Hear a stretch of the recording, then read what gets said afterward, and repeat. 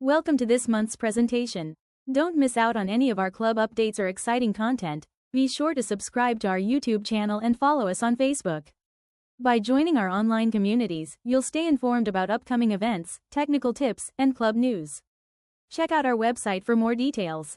Subscribe and follow today so you never miss a moment of our growing amateur radio adventures. Now, back to our program.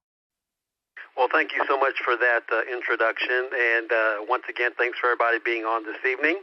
My name is Jason, KJ5HUS, and myself, Mr. Mitchell, KJ5GZR, and Mr. Robert, KJ5IMV, will be presenting Introduction to Meshtastic Off-Grid Communications.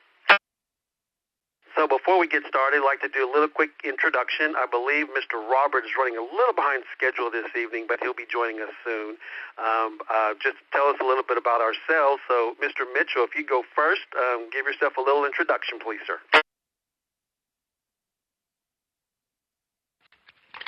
I'm Mitchell, Kilo Juliet 5 Golf Zulu Romeo. I started with Meshtastic about probably a year ago. I now have about 5 nodes, one mounted on a tower at 150 feet in Montgomery County near Magnolia, and multiple others that I use mobily. I have a ham radio station that I use more than I should be able to and enjoy very much, and I look forward to doing that with Meshtastic. 8, 4, 3, 0. Disconnected. Thank you, Mr. Mitchell. And he did indeed give himself a little bit more of an introduction. Want to let everybody know that I believe Mr. Mitchell is one of our youngest members. I believe he's 14 years old, and he has a great story on how he got into ham radio. And one time you can maybe sit with him or visit with him on the radio, and he can tell you about it. Thanks a lot, Mr. Mitchell. And then, of course, we have Robert, who will be joining us later. My name is Jason, KJ5HUS. I'm down here in Angleton, and I've been dabbling with Meshtastic for a little over a year. Me and my couple of friends who are other ham radio operators decided to get into it as an off-grid backup communication. I started with a simple node that I purchased from Amazon and then kind of expanded from that to one in the vehicle, a solar node up on the rooftop, a personal one that I carry, and then a couple for the family members.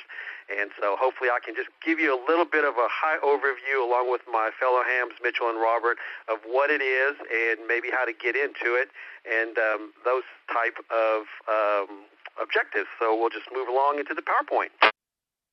So for those of you that may not know what it is or have a Meshtastic device, it's a great device that can be used for off-grid communicating and just for leisure, for fun, and for just any other things that you may want to play with just in and around the house, around the neighborhood, local park, at the beach, wherever. And one of the things about it is we have to have more node individuals or more nodes to place around our area to get a Meshtastic type node. So I'm going to explain a little bit further down on high overview, even for people that are not hams. I have my wife using it, and in an emergency, of course. She doesn't do it every day.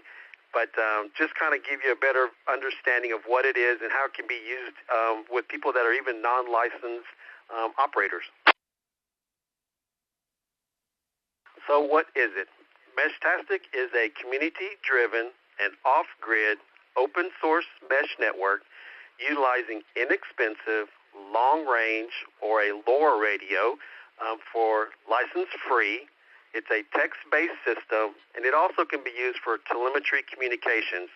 And what that may be is maybe transmitting weather, rainfall, temperature, humidity, or it can also be used for tracking. I understand people use these to track their pets, maybe assets of some sort. So once again, some of the uses. It's an off-grid text messaging when cell phones or the internet goes down, which we all kind of experienced that during the freeze of a few years ago. We use it for GPS location tracking, such as persons, pets, or assets. It can be used for remote weather and telemetry, like I said just a few moments ago. It is private encryption communication, which is different than hams. Hams cannot be encrypted, but this can be. There is an option to use it as a ham licensed device, but then you have to turn the encryption off. But if you want to keep the encryption, then you cannot use it as the ham. And what that means is more power, so to speak. And once again, some of the examples could be used for hiking, skiing, hunting, camping, and for emergency rescue operations or an emergency when the cell towers go down, power outages, natural disaster. So those where you can use these devices. So just kind of researching, and what I have learned from this, the benefits is it's license free, so anybody can use it. You don't have to pay an FCC license or anything of that nature. It's low cost. I'll show that in a PowerPoint slide down the way. It's low power. It's got long range. It can be private. And what I mean by private is you can actually do person-to-person texting. You can actually go node to node versus like a full blast of messaging. You can do it from node to node. So like here in Angleton, we use it. My friends and I developed a channel for Angleton, and so we can text amongst ourselves, or we can use the general open channel that's just assigned to everybody. And they're compact, and that's what my wife liked, and I'll show you that on a slide down the way as well.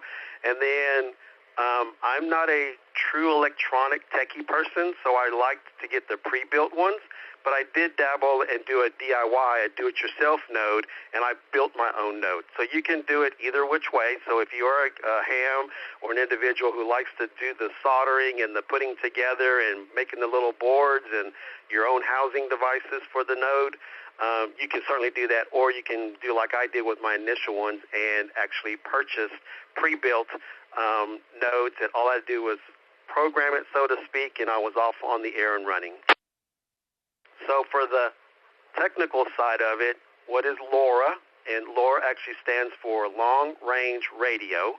It's a low-power device. It's less than a watt. So these are microwatts, usually about a half to a third of a watt. It's a chirp spread spectrum modulation. It works on the 915 megahertz ISM band in North America, and it does a positive 22 dB transmit power, which is basically 155 milliwatts. And it's a line of sight, potentially up to 2 miles, based on your terrain and your obstructions. And I've seen it where you can get up to possibly 8 miles line of sight from node to node, which is kind of cool that you can punch a signal or a radio wave that far on such low wattage on a really high megahertz spectrum. Kind of diving into a little bit of the technical side, it does use a Meshtastic type protocol. It utilizes LoRa radio. It is different than a LoRa WAN and a helium or a Things network. Creates a mesh communications network. It's web client driven, so you can use it on your Android or OIS. Bluetooth, Wi-Fi, and a serial connection can also be used, and it's open source. So basically, in a nutshell, you use your portable device, such as your phone, connecting it to the node. They communicate to each other, and then the node communicates to nodes. And so that's kind of how it bounces around.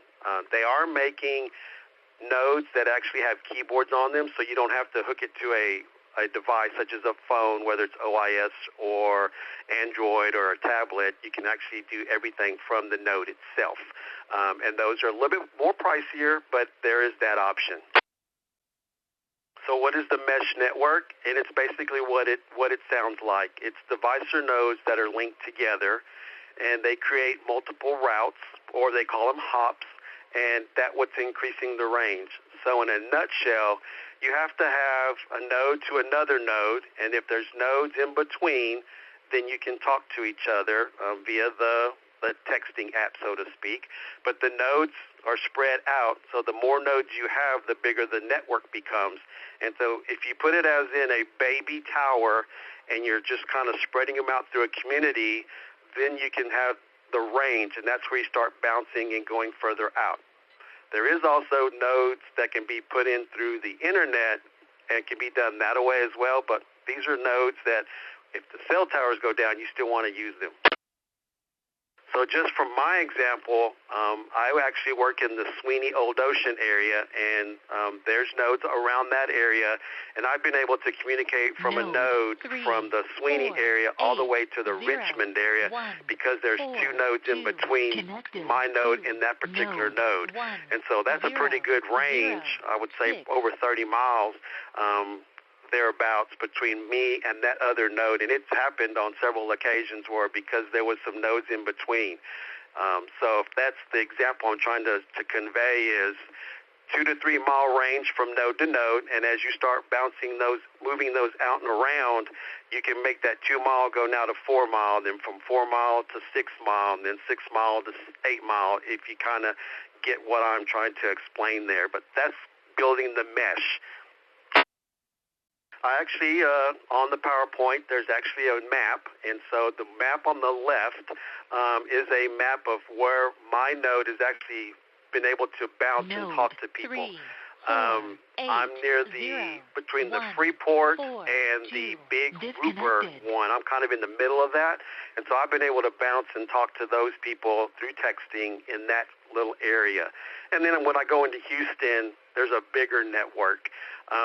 You can clear that and always start over, and I just kind of left it open to kind of see what's available. But then on the right side, there's a Texas Meshtastic map, and toward the end, there'll be some resources, and you can link to this and click on it. And those are the nodes that are in the Houston area that people have kind of registered them through the Texas Meshtastic map. And so you can see there's starting to develop in the area, in the Houston area. So we'll talk about a few devices, and this is just the names of devices, and it's more the circuitry and the boards. There's a Heltec V3, a WAC WizBlock, there's a T-Beam Supreme, and then the Station G2, my apologies, I should have taken that off of there. There's going to be a G3 that's coming out. So those are actually the meat and potatoes of the devices. Just to let you guys know, there's different options out there. Some are based on processing speed. Some of them are on battery life and those type of things.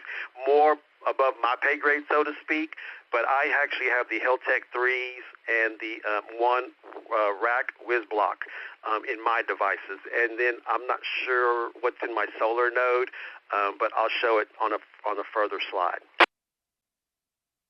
So this is what a Heltec V3 kind of looks like if you're looking at the slide. The actual circuit board is in the middle there between the two, looks like wires. And then that's a case that it sits in.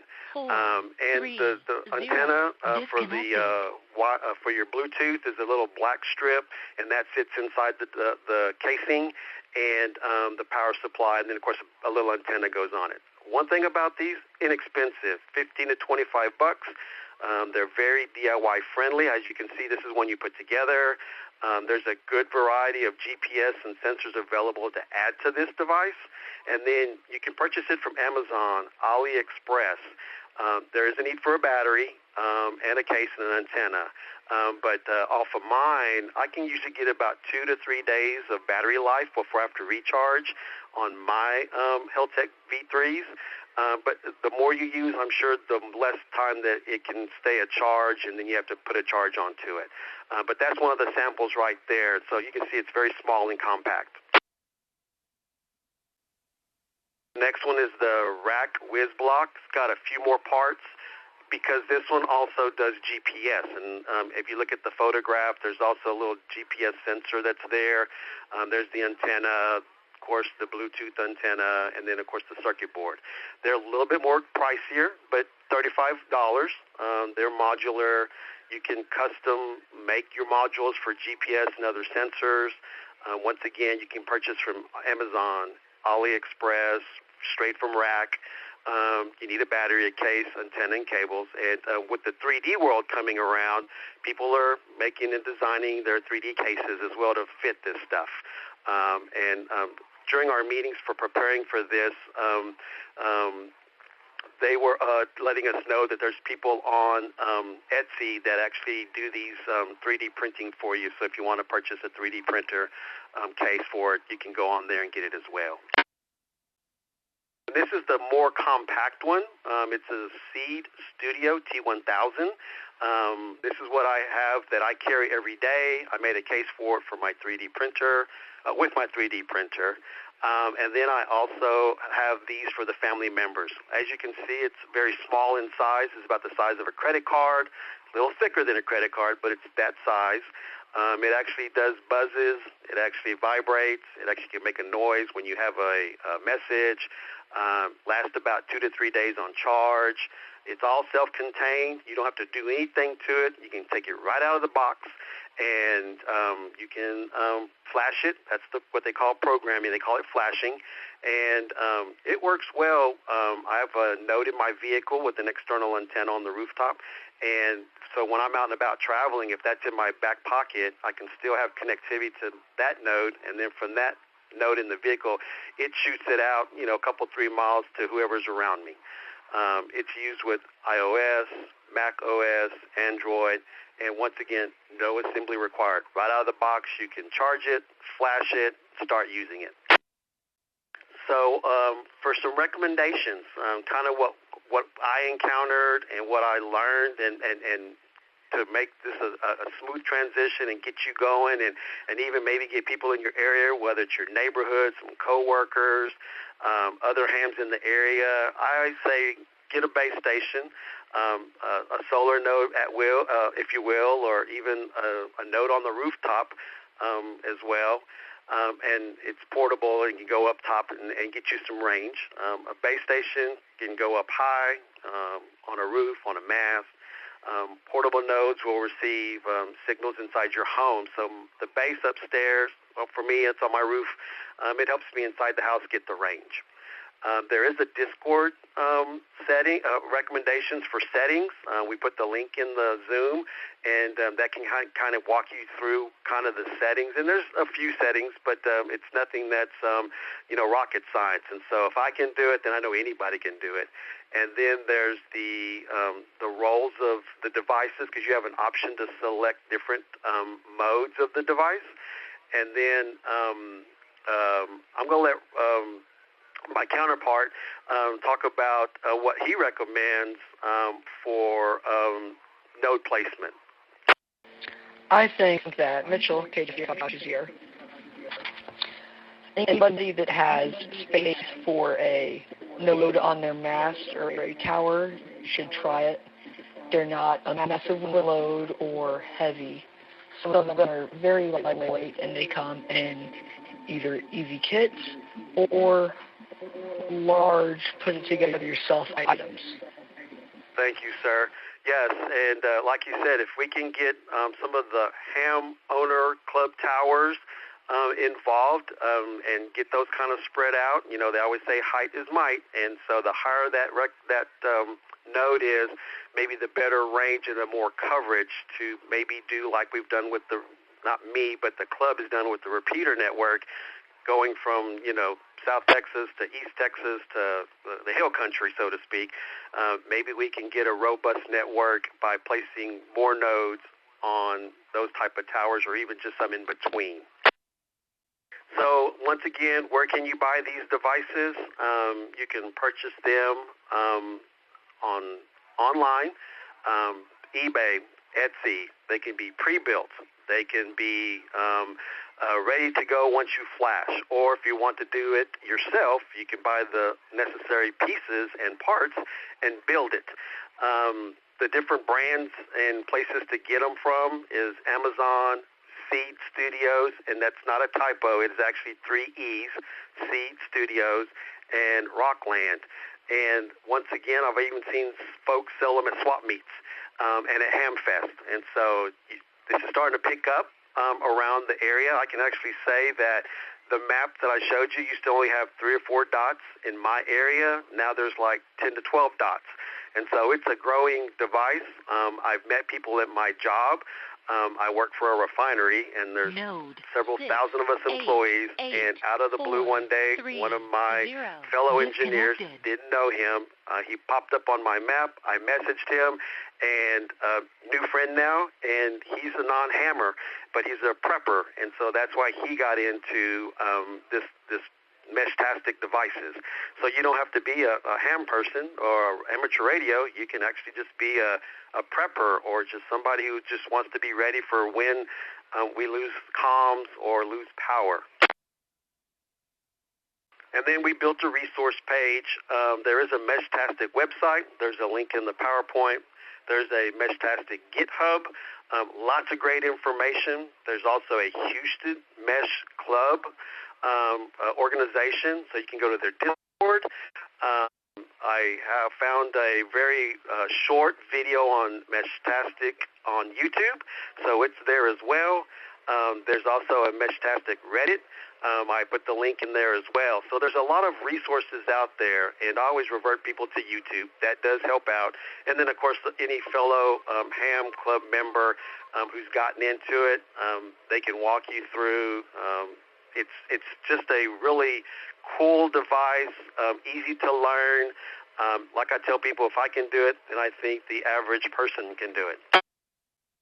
So that's to the end of the PowerPoint, and I just would like to wrap my portion up, and then I'll toss it back to my counterpart. And it's a kind of a cool thing. It's low technology. It's easy to set up. It's easy to do. It's inexpensive, even though the ham world, when I got into it a year ago, a little over a year, I didn't realize how inexpensive and expensive it can be. But this is kind of a very low investment for cost. That it's kind of fun. It's unique. It is something else to do because as hams, we're always wanting to learn more and do more and just put another tool in the toolbox to be prepared for whatever gets thrown our way. I'll throw it back to my counterpart and let him give his final thoughts and wrap up on Meshtastic. And then if Robert's on the line, we'll allow him. If not, then I'll toss it back to Net Control for the Q&A. Kilo Juliet 5, Golf Zulu Romeo Mitchell. I personally use Meshtastic every day. I show it to my friends, and they all get involved. And there's some days where I can't get very far, but there's some days I can get all the way to Houston. I've seen myself get to Mexico before, and it is a great hobby to explore in. The innovation and new development of the hobby is rapidly expanding. There's other mesh protocols like MeshCore, which is more almost focused in an amateur radio kind of theme, but Meshtastic is the most popular and useful mode or modulation, if you will, of the mesh communications. I use Meshtastic. I love it. I have all of my nodes running right now, and I hope to hopefully further down the road see yours pop up on the map. 73, KJ5GZR, Mitchell.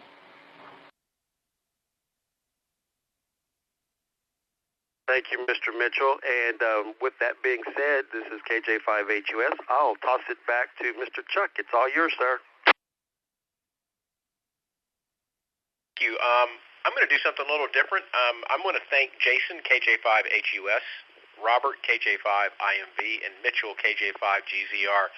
I'm going to relax Net Control for a minute. If everyone would do like we do on Monday nights to welcome new hands, let's all give them a round of applause and some thank yous. Congratulations, great discussion and presentation, Bill, K5LK. Yeah, interesting stuff.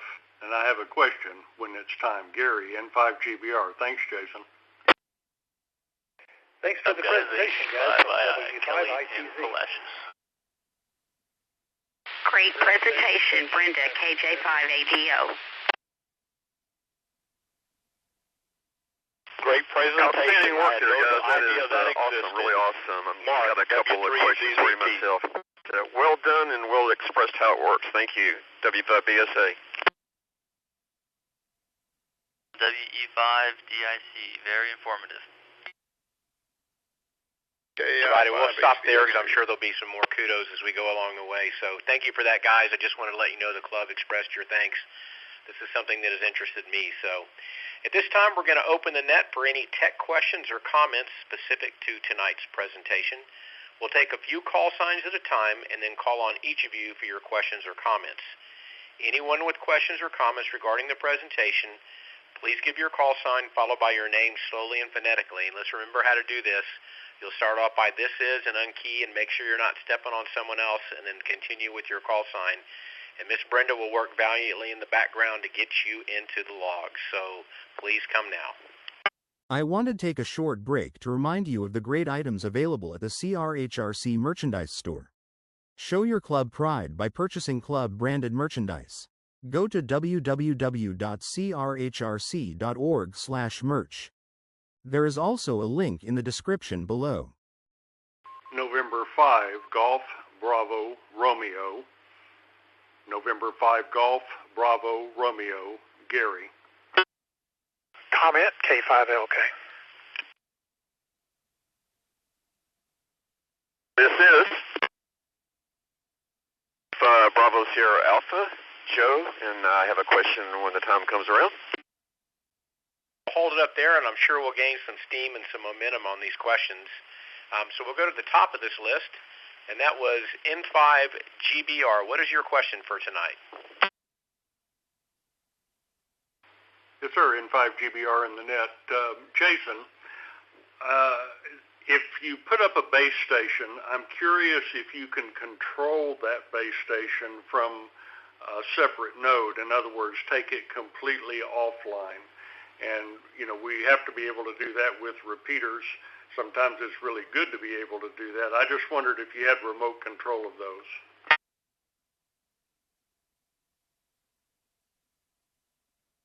Yes, I can answer that. KJ5HUS. Yes, you do have control of the node. It's just like a normal small carry-around node. It's just that it's elevated, and you can actually just connect to it. You have to disconnect one node because your phone can only connect to one node at a time. So what I do is I disconnect my personal carry node, and then I just connect to my node. Now you have to be in range of it because it is Bluetooth. So I can get on it, I can shut it down, I can reboot it, I can do a diagnostics check on it, and just kind of see how it's doing. But yes, sir, you can disconnect that node via Bluetooth through your appropriate device. But your device can only attach to one node at a time. Great question. That's all I have. Thank you, Jason, N5GBR. Answer that. What was that comment? This is KJ5IMV. I was late to the presentation, but I can add some information to the remote administration of a node. They actually have a way that you can control nodes from other nodes. So like if you have your station or a mobile node in your house and you want to connect up and control the node up on a mast, you can actually do that across the LoRa infrastructure.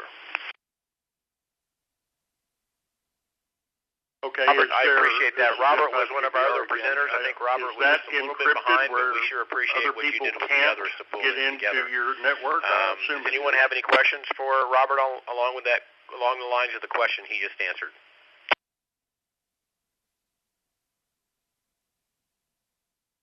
We're going to move on to Bill number 9, K5LK, with a comment. Bill?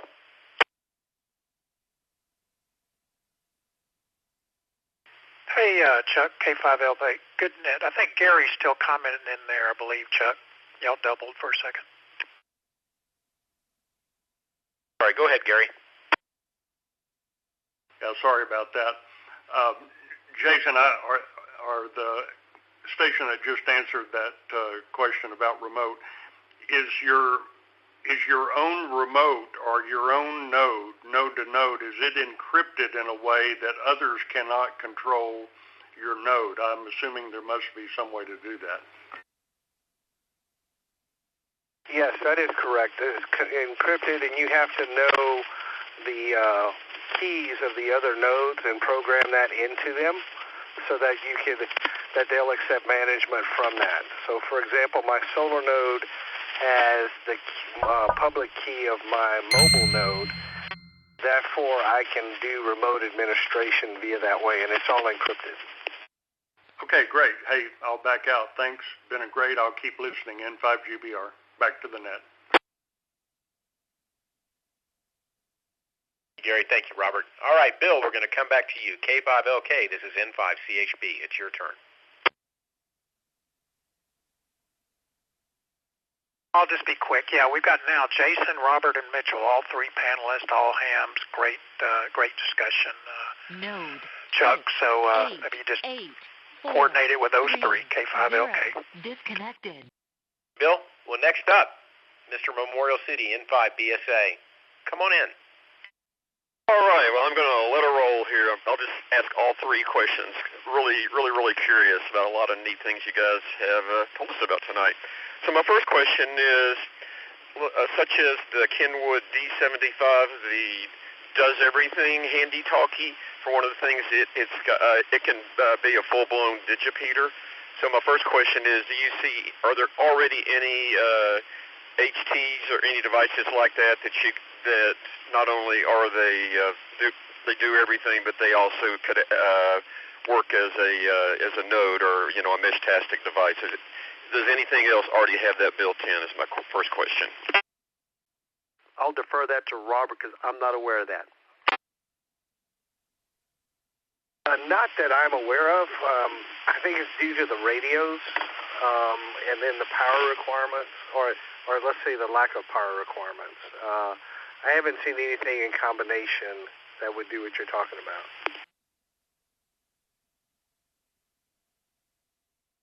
Thanks for that answer. Appreciate that very much. The second question is, the existing devices, do any of them have a way that you can use an external antenna, like, use a gain antenna versus, I guess, kind of like some of the hot spots where you're just got to build using a rubber duck or something like that?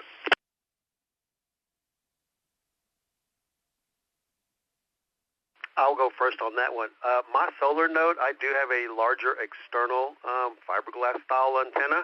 They make different ones, so if you Google it, you can actually see ones for the 900 megahertz band, and that's what I have on mine. And then my other small node, I have an external antenna on my rooftop of my car, which is attached with a cable. It's just a very small whip, so to speak, and that's what I use for external device, so I can just have a better range and a better reach. Okay, I'll defer that back to either Robert or Mitchell. I'll end it there, guys. Really appreciate all the good information. Node 6884330. Well, Joe, sorry I butchered your call sign at the beginning. It's W5BSA. It was a senior moment. I get one a night, so I'll take it. All right, are there any more questions for tonight's guests about Meshtastic, how it works, how it's set up, where to get them? Please come with your call sign twice, slowly and phonetically.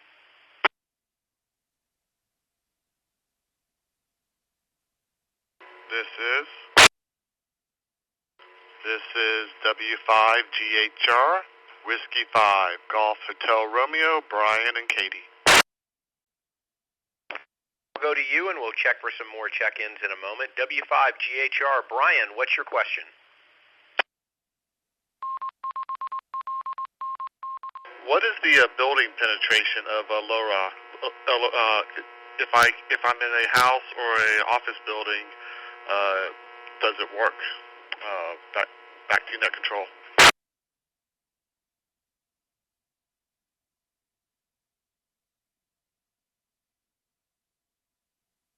Robert or Mitchell, would either one of y'all like to answer that question? Go ahead and take it. It depends on what kind of building it is. Like, for instance, my house on the brick side with the metal insulation between the brick and the walls, it's a little bit tougher to get out. I mean, you can get out like in your neighborhood or something like that. I probably get, I don't know, maybe 3/4 of a mile with it that way versus up on a mast where I can get, 6 miles. To your question for you? that does. Thank you very much. W5GHR. Back to you. I'll ask a question while we're waiting for more people to line up their thoughts. I've got one of these devices. I've got a seed device. I turn it on. I see the map, and I see the other devices. Can I just direct message those people? How does that work? Do I have to know somebody? Do other people want to talk to strangers? And this thing you're talking about, the second part of my question is how you hop. So I'm going to turn my device on, and I see the nodes close to me, but I see other nodes far away. Am I able to communicate with those other nodes that are further away because the signals are hopping? Is that what you're referring to? So those are my two questions. N5, CHB. Juliet 5, yes, this is Jason, KJ5HUS. Great question. Yes, sir. So I'll start with your right on the head. first You're question. actually hopping from node to node as long as they can communicate to one another. So as you get them in a line, so to speak, then they will just kind of hop. Now, the person, let's say you actually want to talk to somebody, they need to be close in proximity to one of those hops to communicate to them. And yes, you can direct message.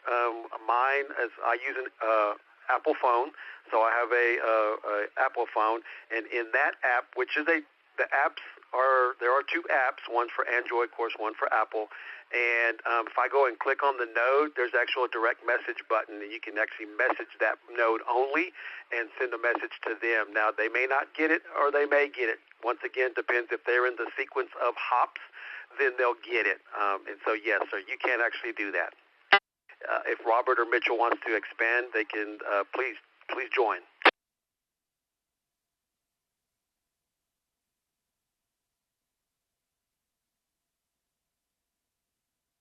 Okay, so Mitchell, anything to add? Yeah, it is hop by hop, and what you'll find is on your map on your device, that's nodes that your node has heard, either directly or through other nodes, right? And generally speaking, you should be able to contact those. Now, you do get a flood of nodes coming from some of the internet connections, and those have a little bit different rules as far as how many hops you can go through the internet. Generally, it's only one hop after the internet. So, for example, I communicate with a guy in Sealy, and we don't have RF between us, but I can hit his nodes because they're one hop away from his gateway. But yes, you should be able to direct message them.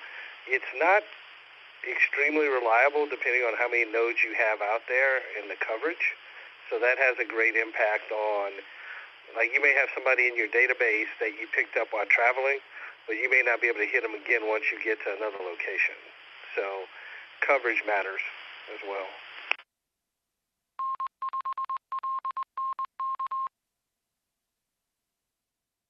Of applications where people say go camping or hiking in very remote places, and they'll throw a node way up in a tree and use it to be able to communicate throughout a otherwise area that would not have any set cell or text coverage. Am I reading that right? Is that a good use for it?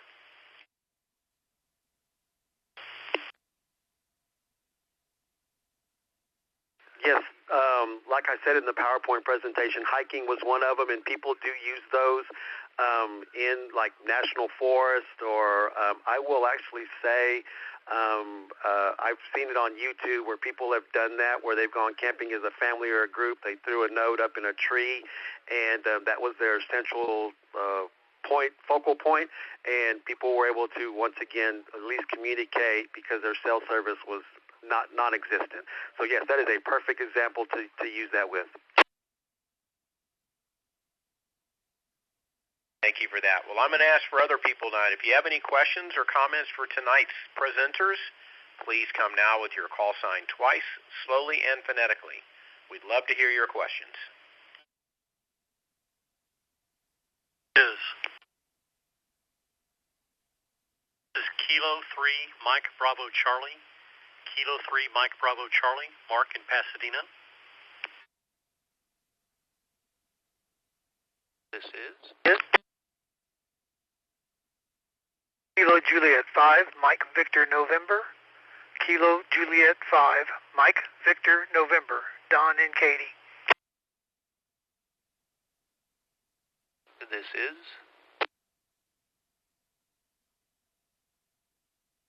November 5, Lima, November, Kilo, Sean and Katie.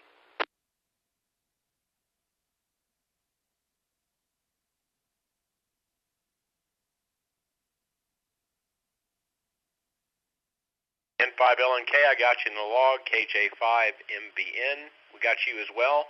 We'll go to the first one, K3MBL. Mark, what you got? All corrections, K3MBC. And I came in late on the net, but is it possible for both Meshtastic and Meshcore to live on the same device at the same time? Or is that just totally exclusive of each other? So no, you can't have them on the same Mitchell. device. I know a little bit about that from what I understand. Maybe not, but maybe Robert or Mitchell can confirm that. So they need to be separate. I'm actually looking at building an outdoor enclosure to put on a mast that'll have 2 radios in it, one Meshcore and one Meshtastic. And you also have to make sure your antennas are far enough separated. You can't have them like right next to one another because they do operate at such a close frequency. Answer your question? It does. Thank you very much. K3MBC. Mark, we'll go next on our list to KJ5MVN. What is your question tonight? Roger, KJ5MVN. I've got 3 nodes, and I just got a V4 Heltec version, a newer version. It's supposed to be slightly more powerful. I've got a couple in some 3D printed cases, and I've got a case printed for a mass mount. I did pick up from a gentleman at the Greater Houston Hamfest a outdoor antenna for it, and it's a LoRa-based 950 megahertz antenna. So I want to put that up here at the house. And I looked at this pretty heavily some time ago because I wanted to look at communications during hurricanes and what have you. And I have a son that's over in Louisiana, and I've had my little portable unit there and saw several nodes in his area. But trying to get from here to there is my big question. And I think I can get there through an iGate type connection, a network type connection. So that's my goal, is to be able to get all the way to Baton Rouge. And I think it's going to require a jump through the network at some point. But I have more comment than anything, but very interested in working with some people to get mine programmed and up to snuff. I know I need to update them because I think I installed these probably 6 months ago, but I'm pretty sure it's moved on since then. I think there's been a couple of releases since that. But I'll step back off, turn it back over to Net, and it's a great topic. I'm glad you guys stepped up to give a really good presentation. Thank you. KJ5 Mike Victor November, clear.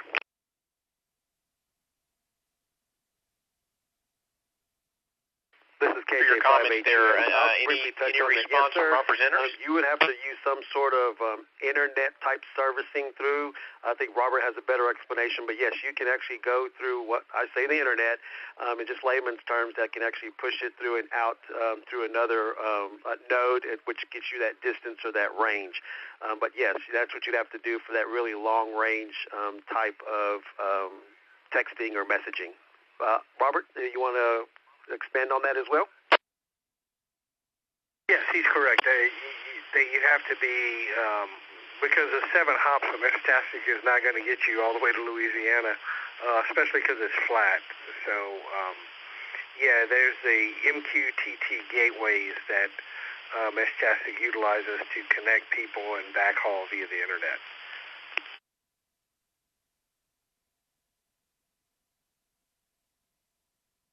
This is KJ5HUS comment, if I may. Just a little bit on the trivial side, when you're talking about long range, I actually took my node with me to Las Vegas, and I was actually communicating with folks there in Las Vegas. But while I was on the plane to and from, I had my node on, put it in the window of the plane by my seat, and I was able to text people down below, and I was at 34,000 feet, and I was able to talk to people in Arizona and New Mexico, and then in the hill country of Texas. So that's just kind of trivial that you can get some range on it. Like I said, height is might. Back to you, Net Control. About that. For our presenters, any comment on that? Any experience with that? I don't have any first-hand experience with that, but I want to say the record length is somewhere over 300 kilometers with less than 1 watt of power. It's just you got to get high enough, and that's the big piece. It's all height and line of sight.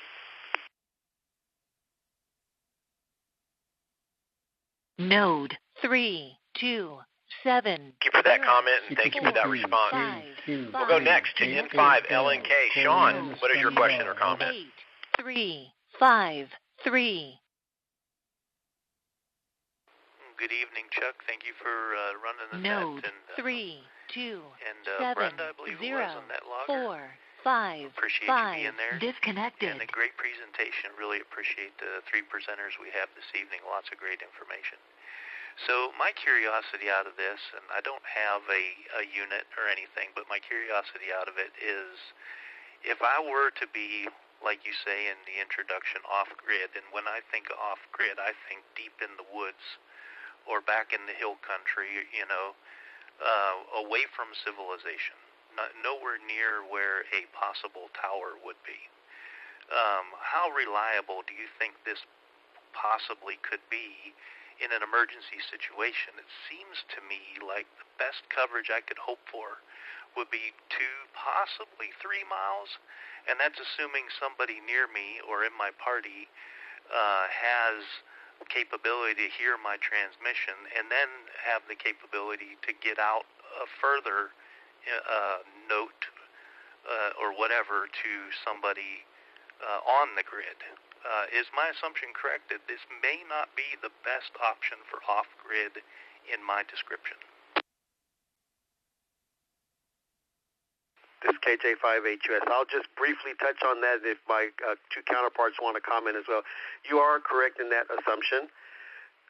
It's all based on a mesh grid network, so it's going to take other nodes around you to build upon. And I want to use the analogy.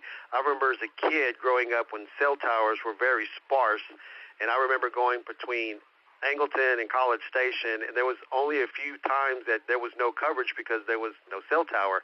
And once again, it's how you build it out. And so I would also use another analogy, the breadcrumbs. Leave breadcrumbs for your way in, and so you can find your way out. Maybe you would have to drop nodes on the way, if you will, because they are kind of inexpensive, and that will help you at least get your reach in the event that you are deep in the woods somewhere and that you're just out for leisure and something does happen. That would be your to get the benefit of it.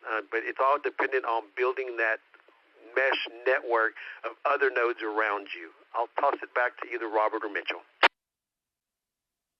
Okay, guys, this is N5LNK. I appreciate the response, and that's great information again, great topic, and we appreciate you being there. N5LNK, back to Net Control. John, thank you for the question, and thanks for being on the net tonight. If anybody else has any questions or comments for tonight's presenters, please come now with your call sign twice, slowly and phonetically. This is N9WGH, November 9 Whiskey Golf Hotel, Michael. Michael, we'll jump to you, not hearing anyone else. N9WGH, what's your question or comment tonight? Am I understanding that these nodes can be powered off of batteries, regular power, and solar power?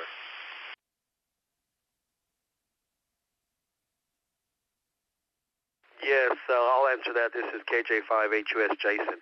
Yes, my nodes are just basically rechargeable batteries inside the node itself. Those are the ones that I carry or have in my vehicle. They're just, small lithium-ion batteries. And then the one in my solar node on the rooftop of my house, it's got three larger lithium-ion batteries in them with a solar panel attached to it, a very small solar panel. So it trickle charges during the day, and then, of course, at night or on cloudy days, it doesn't receive a charge. And that device, the lowest I've ever seen it drop is like 98%. And so, yes, sir, you can actually have those freestanding with no power from a wall outlet or extension cord. Yes, then you can have some that are powered with your household power cabling system. But all four of mine are all rechargeable / or solar.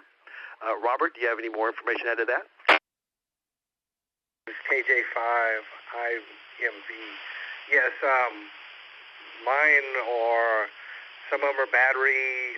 I've actually had, my solar node actually uses a USB power brick that's charged by a solar panel, and it provides constant power to the node. And I do have, he mentioned a station G2, which has been discontinued. I actually have one of those, and I actually ran DC power up my mast to it directly from a DC voltage power supply. So there's multiple ways that you can power these devices. We didn't copy you. Would you want to try again? Is it my understanding that we can use an HT radio to key up these nodes, a laptop computer, or a cell phone?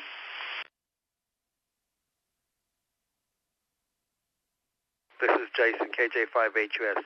As far as how you connect to the nodes are only connected by a computer or a phone, whether it be an Android or an Apple product or a tablet.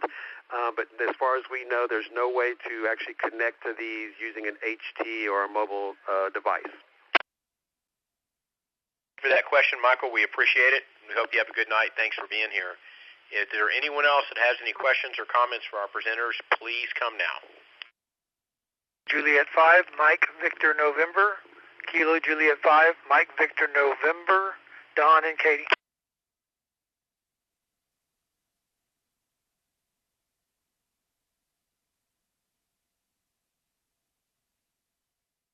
Nothing else heard. We're going to go right to you tonight, KJ5MVN. Don, what is your question or comment?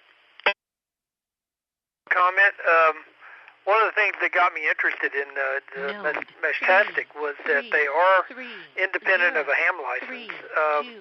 So your non-ham family members can get a node, stick it on a backpack when you're out camping at the state park, or if you're on a hunting lease, and you can run a node up a tree at the base camp or wherever you're at, and if the node has got GPS in it, which you can't add a GPS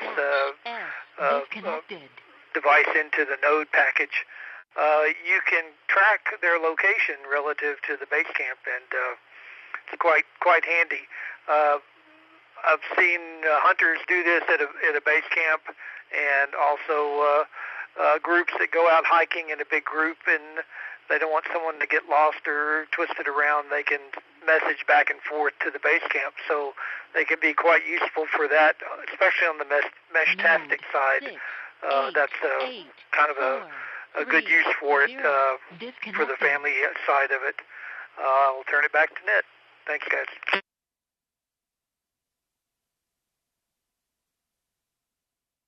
Thank you for the question, and thanks for your participation tonight. Is there anybody else that has any questions or comments for our presenters? Jason, KJ5HUS, Robert, KJ5IMV, and Mitchell, KJ5GZR.